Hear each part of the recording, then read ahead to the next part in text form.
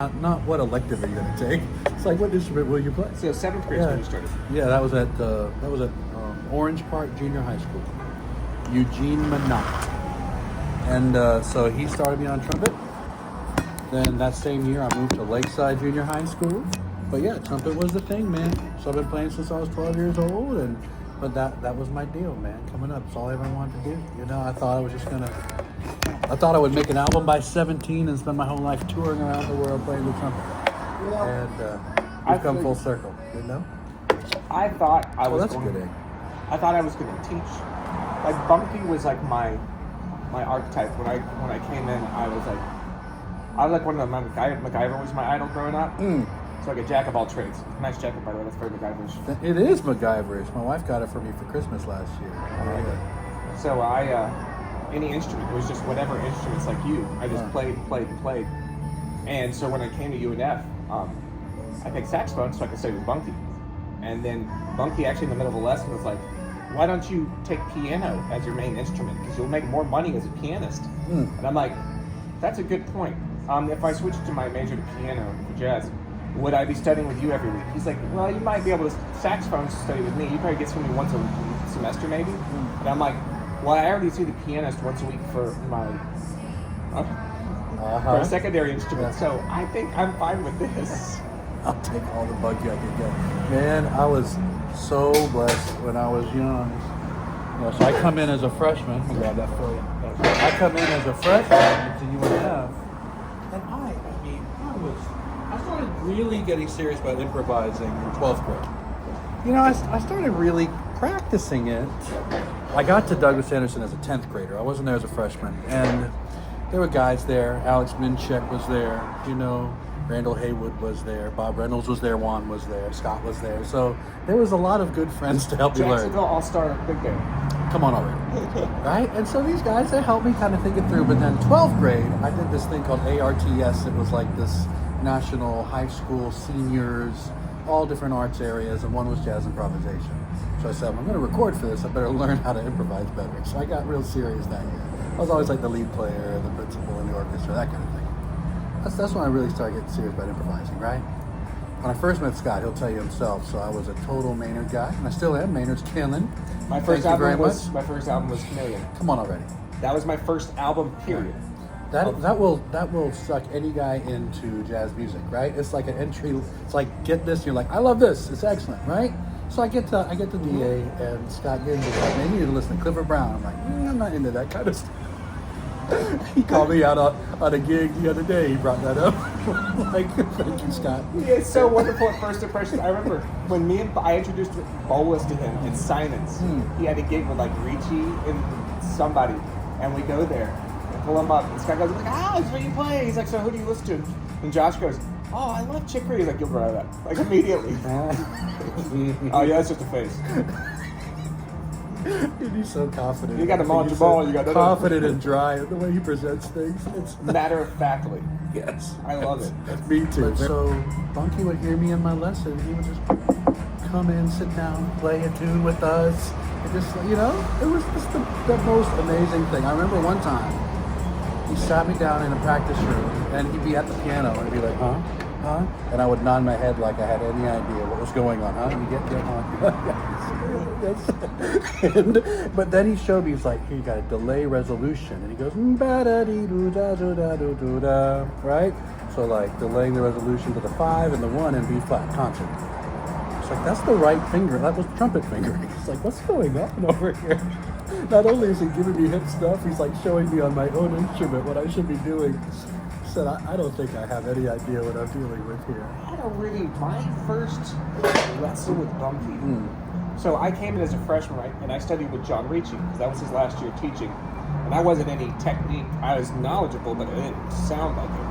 And then there was like a symposium for all like collegiate state bands, not like community colleges turning to state colleges. So it was like that level of college. And there was a saxophone master class in the big band room. So Bunky's doing it, and there's all these saxophones. Of course, all the saxophones are in there. Miguel's not there, though. He has a class and couldn't be there. Oh, dear. So they're doing it, and Bunky's like, all right, so I'm going to play a tune. Oh, we don't have a pianist here. Does anybody play piano? And he came, and somebody like Mica plays. I'm like, okay, I'll play with Bunky. And we played like Stella and then Tuna. And so afterwards he's like, next year you're studying with me. And I'm like, yay! Let's go. Because there was like a ton of saxophones back then. Like, we had a lot. There was like, I think like 15 guitars. It was a huge year. So, when I study with Bunky, my first lesson, we do this, it's the first semester. It's like, you have to have this, or this, or this, but you need to have a ballad. The semester. He's like, do you already have one picked out? I'm like, I was around midnight. And I picked around midnight because the first time I heard Bunky was him playing around midnight on the 10th anniversary CD. Oh my goodness. Which I was just literally thinking of the sound on that CD. And then when I heard it for the first time, I'm like, what's the melody? That was my first time hearing Bunky as like a freshman in high school, right? I had no ear for music. And then I got obsessive listening to it over and over. And I didn't have any other music of Bunky playing, just that one track. And so I downloaded other versions of Around Midnight to understand him better. I had to see him compared to everyone else instead of hearing all his other music. So I have like over 500 versions downloaded on Napster. Napster. You just dated yourself. Oh, big yeah. time. Oh, don't forget LimeWire. Yes. Anyway, I had that, and I was just like obsessed with that song. So like, when I got to study Bunky, I was like, I want to play this song. So he's like, you've already started learning? I'm like, yeah, I know the melody. He's like, let's play it. So he gets on the piano and he plays, and I play Around Midnight. Mind you, I'm not the best player in any way, or I'm not even the decentest player, or decent. So anyway, we end, and Bunky fashion, he has tears in his eyes. Like he's like, tells me my relationship with my mom and parents, and just like, it was the weirdest conversation. Like, he converted what I played into understanding who I was. Come on, he could hear musical expression in a way that I don't understand how people can understand. Like, some people are smart and can see lying, or they can see the most subtle cues of this or that, or psychology. He got you from your He playing. got me good. It's kind of how you started with like what you said about the way someone speaks, like coming out. I mean, there's similarity, right? Personality coming out of your playing. Yes. But even on a deeper level. It changed me, and so like it was then that I would always tell people, get your lessons Tuesday through Wednesday, right before lunch or after lunch. And seriously, that's when I did mine. And like, he would call Edie every day. Every day he talked to his wife at lunch. So sometimes I get to come in the middle and talk to her ahead, or sometimes my lesson would go over and she'd call like in my lesson and we'd blend over. And I didn't study scales, fingerings and stuff. I studied life from him. Oh my goodness. Like what kind of if I was going to teach music, what was I going to turn into? What was I going to be my soul? And he showed me the map of, And so much joy. So like, how many times because the Jazz Series concerts back in the day, my first one was Herbie Hancock. As a freshman, like everybody came through. It was crazy. I don't know if mine was one time, Mo Grew was there, that Dizzy Gillespie band where it's Nicholas. Like, I feel like every time it's like, goodness gracious, the cat's in this building right now, right? But so often, as you can imagine, they'd be like, oh, Bunky Green's here, like, and when he would come, like, he's like, oh, I'm gonna run to my car, get my horn, right?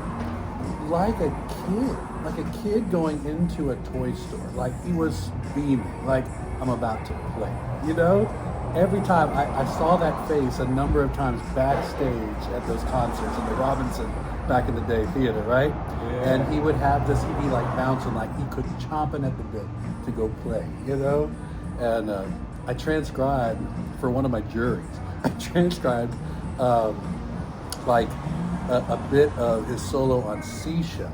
You know that? Yeah. What he does? I'm a sax player. Right? I walk into my jury and he's like, all right, what's your transcript? And he's sitting in my jury. I'm like, I got some of Seashells. He's like, oh. He was so gracious. I mean, I tried. Some of Seashells. I can still sing some of it. It was so hip, and I was like, I need something killer. I was at a point for a while because I was in combo with Juan. And I was like, there is a level of fire and killingness that saxophones have. No matter how killing a trumpet player is, it's like you're not going any bigger and fiery, right? I want to say first off, Juan sets a bar. He sets a bar, and for saxophone players. I've been playing with that bar since 10th grade. So he was a freshman, I was a 10th grader, and we've been playing that bar up to most recently the symphony thing in December, right? It's just like he plays, I play. I'm like, here we go. Nowhere else to go. Thanks for leaving me nothing. And but so I remember thinking like it's saxophonists are where it at. So I started transcribing Kenny Garrett. I remember doing for one of my juries Kenny Garrett's Giant Step solo off of Triology, you know. So I was just like, I need to do like this and so now it's become like I skip around a lot. I use the full range of the horn because that's something more indicative of a saxophone. But when I was younger, I thought I don't want to be limited by the trumpet. I want to be musical in what I'm hearing in my head. You know what I mean? But so saxophonists have always been like a thing for me. You know, checking them out, transcribing them. I'm glad I didn't play saxophone though because there's too many killing cats. You know, I did that. Yeah, you were there. I was like, God, there's too many killing cats. What do I do? He's like, strike you down. I think you'd be a great writer. How about that? You don't have to practice anymore. You're done. You're done. You're complete. You've completed that part. It's an interesting thing though, like writing, because I had to learn after the accident. Because, you know, I'm nowhere near stopping learning music. It's like trying to learn a language, but you're not allowed to speak it. Wow. It's like, try to imagine, like, you can learn Japanese, but you can only write it. And let other people read what you wrote. See how it sounds. Interesting. So you can write a novel, but you can't talk. So trying to learn the language as you're writing without actually speaking. Wow. Do you feel, has that sharpened your like your brain at all, you think? It made me not rely on my natural conventions. You know, like when you're soloing, you have a natural tense of your own vocabulary.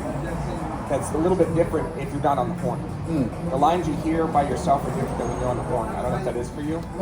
Yeah. And I find I got myself so pulled away from the horn, I wasn't locked into my own range.